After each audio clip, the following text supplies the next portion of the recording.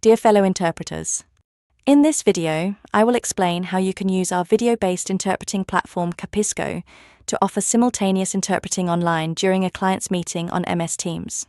First of all, I am happy to welcome you to the latest version of the platform, in which now your client's meeting is already integrated in advance, so that with one single interpreter link, you have everything you need, both your virtual interpreting environment, your booth, and direct access to your client's meeting. Before I give you a virtual tour of the platform, I would like to emphasize 4 basic principles that must be followed if you want to ensure that you, as an interpreter, have the best possible experience on the platform, and of course, that your listeners receive the best possible sound quality from you. As you know, everything depends on your remote studio or home office configuration. So first of all, make sure you are using a recent, powerful laptop or computer.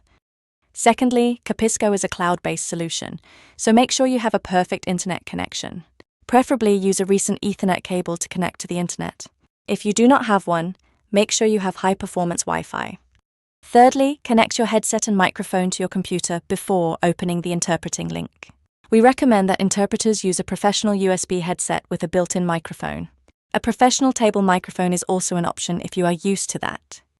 And last but not least, use Google Chrome as your browser to open your interpreter link and work on cAPPiso. Now, I will take you on a tour of the cAPPiso interpreting platform.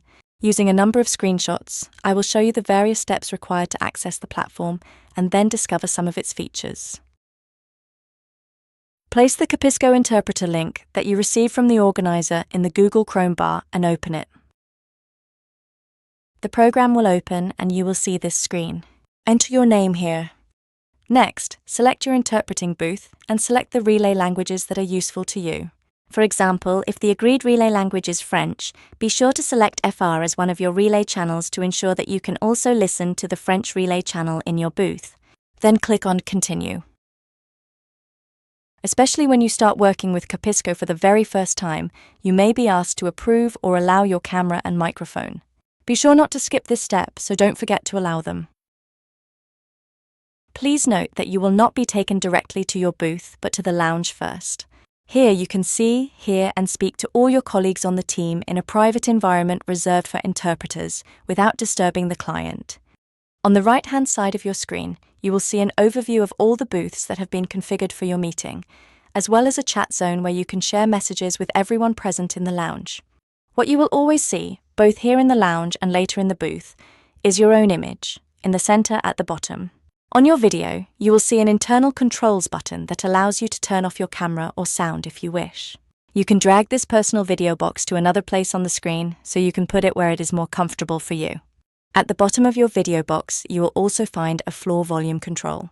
As soon as the client's meeting starts, you can use this to control the volume of the incoming sound from the meeting.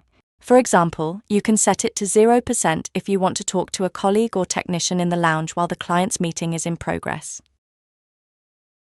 Here at the top right of your screen, to the left of the Go to My Booth button, you will see a More button. When you click on it, you will see that you have several options. The last 2 options in particular might be of interest to you because they allow you to choose whether to display or not the overview of all the booths and the chat zone. Later in your booth, you will have these exact same options, and you will see it really comes in handy there, but I will explain that in a moment. Okay, that's it for the lounge. Now it's time to head to your booth. You can do this simply by clicking on the Go to My Booth button in the top right-hand corner of your screen. So this means that with one single click of the mouse, you'll be taken directly to your own booth. You can immediately see that you are in the booth by 2 things. What catches the eye most is the large purple frame. In that frame, you will get access to the client's MS Teams meeting as soon as you click on the purple Join Floor Meeting button there. So once you are in the booth, you can click on that Join Floor Meeting button to access the video and audio of the client's meeting. Then, below the purple frame, you will see your interpreting console, with your outgoing A and B channels and your big microphone button, which turns red as soon as you switch it on. And to the right of that, you will see the relay languages. The floor is always activated by default there, but just like on a regular console, a plus sign will appear on the relay channel as soon as someone in another booth is active on that channel. So, for example, if you need the French relay, you should click on FR here. And once you no longer need the French relay, click on floor again.